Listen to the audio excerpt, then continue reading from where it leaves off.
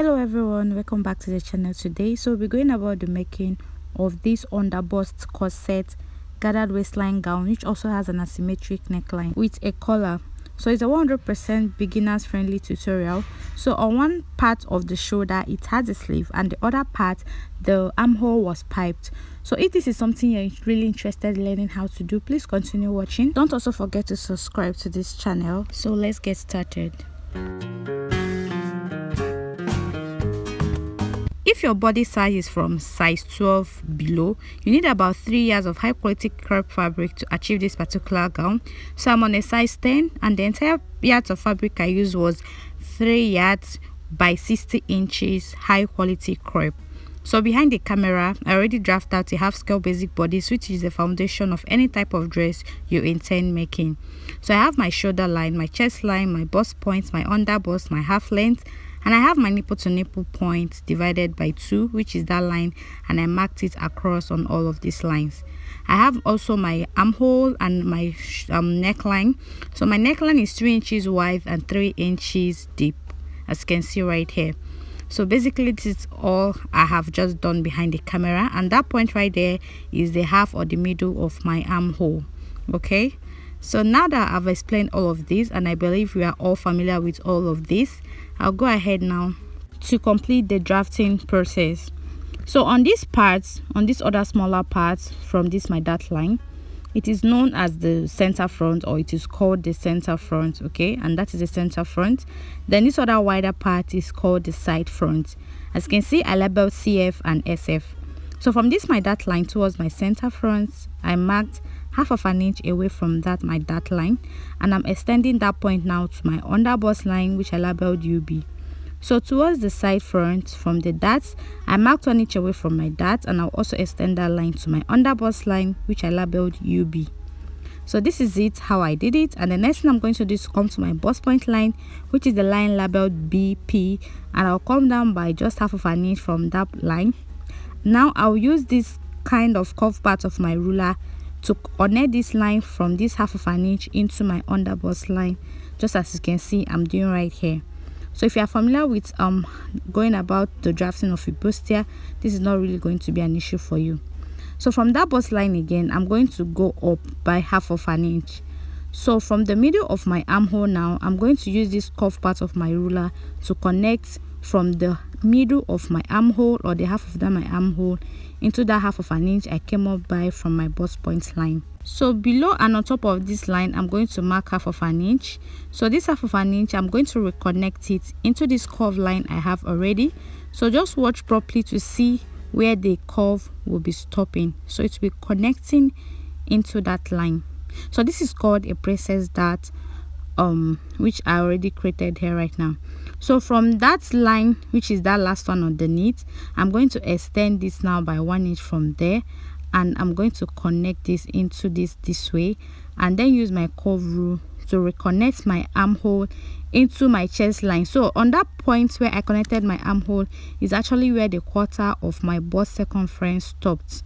Okay, so we have achieved this right now. The next thing I'm going to do is to impute my waist circumference. Divided into 4 is 8 inches. I've marked it right there on that line labeled HL, which is my half length. So from my chest line, I've connected these 2 points together. Now I'm going to replace my darts. When I measured what I have right there is 1.5 inches. So I went ahead now to replace it and also connect this way. So you all know how I've always gone about the replacement of my darts, so that it doesn't become too big when you are done sewing. So I added my sewing allowance of 1 inch at the side, as you can see right here. So 1 inch to 1.5 inches is actually okay. 2 inches is too much, is a lot. So it's okay, 1 inch or 1.5 inches. So I've connected this right now. So one thing I want you all to know is that when I drafted out this my half scale bodice, I went ahead to duplicate the same thing for this other side, because this my pattern paper I have right here is on fold. So if you're making use of a white pattern paper, right, after drafting out your half scale basic bodice, if you turn it or flip it over to this other side on fold, it's going to like be faint. So you can just trace it out. Okay, so this is what I did, because we are going to be working on that other side of our pattern paper. All right, so but this my darts I have right here is not on the other side. but all I just needed was all those basic lines for our basic or half scale bodies. All right, so this part now I'm shading at the parts I'm going to be cutting out, because we are done drafting for the front part of this our gown. So after shading all of this out, now I'll go ahead and use my scissors and cut out all of this shaded part.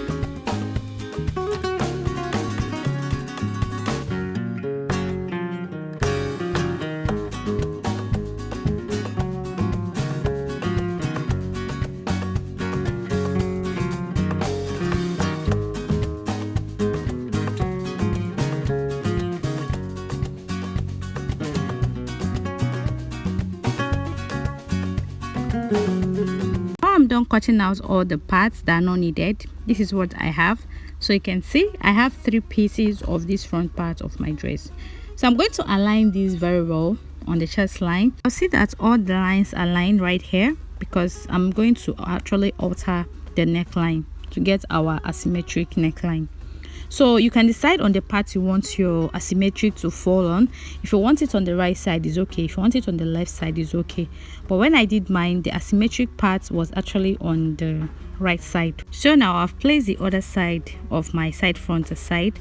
Now I'm going to make sure that this part aligns. Okay, so you can see that the line on the center front of my paper and the one on the side front, this line now is my chest line. So you can see that I make sure they align. So you can use the sellotape, your masking tape, or your pin, or whatever that is available to you to make sure that they are together. Okay, so I'm using my sellotape right here to just make sure they're in place. Okay, so it doesn't shift at all. So after that, I'm going to get started with the creation of my asymmetric neckline with the stylish sleeve we have. So now from my neck width, I'm going to mark at least 3/4 of an inch away from my neck width, from my neckline right there, as you can see. Then from my shoulder, all right, not on my shoulder slant, from my actual shoulder, I actually came down by 5 inches. So I'll extend this line straight. So that's basically it. Now from my armhole inward, I'm going to mark 4 inches. But when I was done, I realized 4 inches was too big, so I'll advise you to mark at least 3 inches is better, okay? Because I later trimmed it off. So I marked 4 inches here, but I later trimmed it off to 3 inches.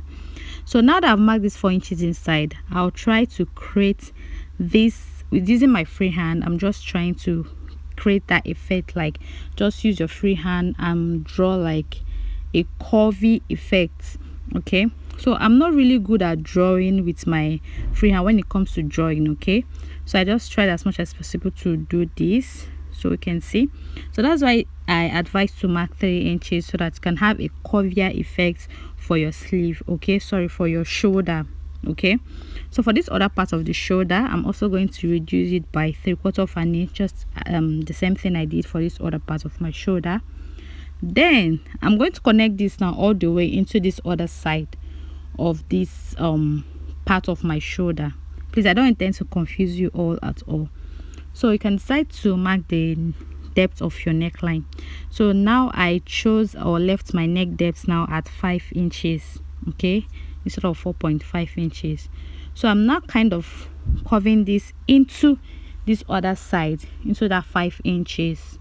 Okay, so you can see, so it's advisable you actually kind of curve your asymmetric neckline, because if you curve it out, if you just connect it straight, it's going to be a bit tight on your neckline. It will be like choking on the neckline. So it's good to at least mark it away from your actual neckline, okay, by at least 2 or 1.5 inches.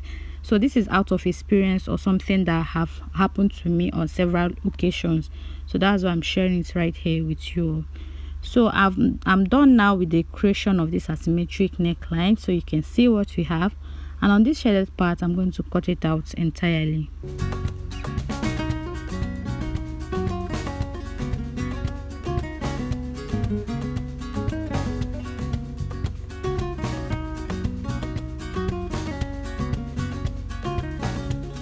So you can see I've cut out the asymmetric part. So the next thing I'm going to cut out will be the shoulder part.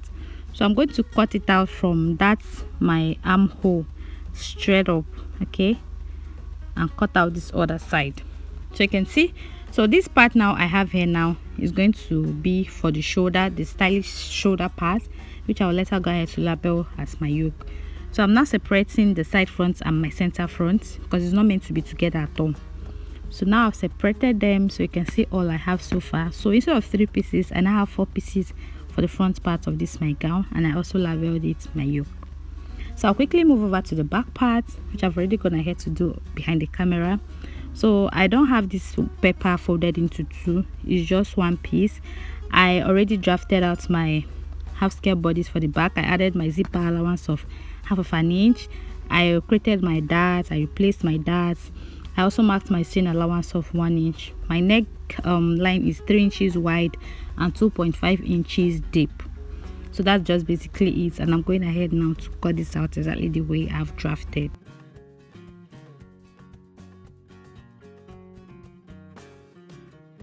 So now I'm done with all of that. Before I go ahead to cut out on the shoulder, remember that we subtracted 3/4 inch from the front part of our 2 shoulder. This is the same thing I'm going to do for the back part actually. Okay, so you see that I marked 3/4 inch away from my actual neck width, and now I'm trying to reconnect my neckline, sorry, from that 3/4 inch. Okay, please, you shouldn't skip your mind at all. So when I've done that, I'll come to the base of this my half scale bodice, and from the base I'll go up by 3/4 inch, and I'm going to slightly slant it towards the side of this my dress, of my paper, sorry. Then I'm going to cut this out. So this is to eliminate any sort of bulge at the back of our gown. I've been doing this for quite some time now, and I'll attest to you all that I don't have any bulge at the back of my gown or any dress I'm making at all. So that is basically it, and now we are done with the front part. So we'll move over to the underbust corset part. So all I'll have to do right here now is I got a sheet of pattern paper, then I placed my underbust of 13 inches exactly at the top part of my paper. Okay, so what next I will mark is my half length of 16 inches, and from that 16 inches I'll mark at least 4 inches below, and right there I have 20 inches. Then at this point I marked extra 5 inches. So don't mark 5 inches because it's going to be too long. I ended up trimming mine off. Okay, so after getting 4 inches extra, you are supposed to mark highest 3 inches or 2.5 inches for your basque effect. It shouldn't be up to 5 inches. All right, so I extended all of these lines now, and I'm dividing my underbust circumference by 4. So whatever I have right there, I'm going to mark it at the top part of this my paper, because that is where I placed the length of my underbust. I also divided my waist circumference by 4 and mark what I have on that second line. Then on this last line, which is going to be for my basque, I divided my hip circumference by 4 and marked what I have right there.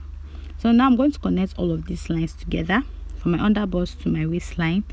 Then I'll extend this line to this third line. Okay, then lastly I'll connect into this my last line right here. Okay, so just connect all of these lines exactly the way I'm doing right here. Okay, so from this third line you can just go in by 1/2 inch and just connect it. It's optional. Okay, so it's my camera stopped actually, but all I did was that from this second line I now created my back's effect. From that third line I made a curve into this last line. So at the size I just added 1/2 inch, which will be for my joining allowance. Okay, I hope you're not confused at all. So from the center front of this my underbust corset, I came down by 1.5 inches. Is okay, 2 inches is a lot, so I'm going to slant this into the actual size of my underbust, and not, I didn't extend it to the allowance of 1/2 inch. Okay, so that is just it. and I'm now going ahead now to cut this out. So you can see the way I've cut this out so far. So please, after getting your 4 inches after your waistline, you don't need to extend this by 5 inches. I mean, for your back area, your back area should be highest 3 inches. It shouldn't be more than that. Okay, so this is what I have now. I'm quickly going to cut out for the back part of our underbust corset. So I want the distance between the two back parts of my underbust corset to be 4 inches when I spread it out. So right here now, I mark 2 inches from my center front, which I'm going to fold in this way as you see me doing right here. So with this, I'm going to get another sheet of paper and I'm going to place this right there. Okay, so now I'm going to trace out these lines I have right here, all the sides including the top part. So you already know that the top part of the front part of my underbust corset is at the top part of my paper, so that will just be it. So I'm tracing out the lines at the 2 sides and also this other side. I'm marking it out straight, and I'll also trace out the sides.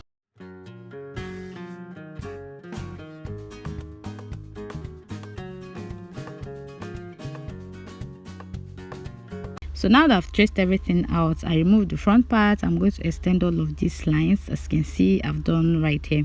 So I'll now cut it out. So when I'm done cutting out, I'll go ahead and make arrows, because this is going to be slightly confusing if you don't label this, so that I don't stitch the lower part mistaking it for the upper part. Okay, so I will just make 2 arrows. As you can see that I'm getting slightly confused, so I just made that arrow to indicate the upper part, which is the underbust part. Okay, so we are supposed to do something, which is the collar, before I went ahead to remove this. So that's what I'll be doing. Okay, so I also brought the side front and also the center front of this my paper, and I glued them together. I used my sellotape to glue them together. I got another sheet of pattern paper, so I placed these 2 pieces I have right here on top of this my plain pattern paper. So right now I'm going to trace out the neckline from the shoulder all the way to the armhole.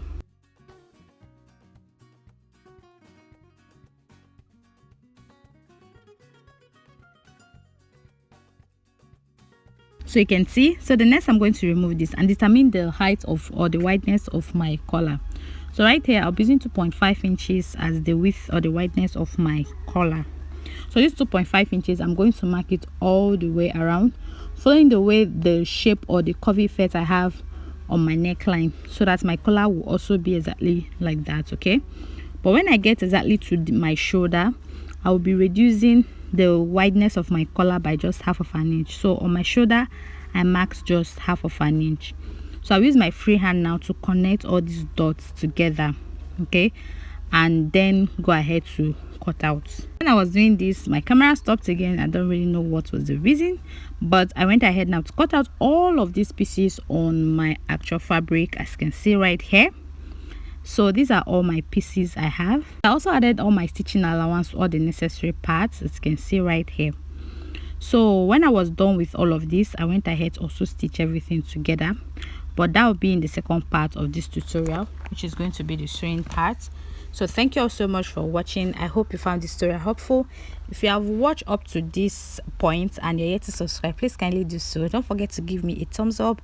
Also like this video, share this video. If you have any question, if you're confused, do it to drop your question in the comment section. Thank you all so much for watching. I'll see you all in my next one. Have a lovely time ahead of you. Bye.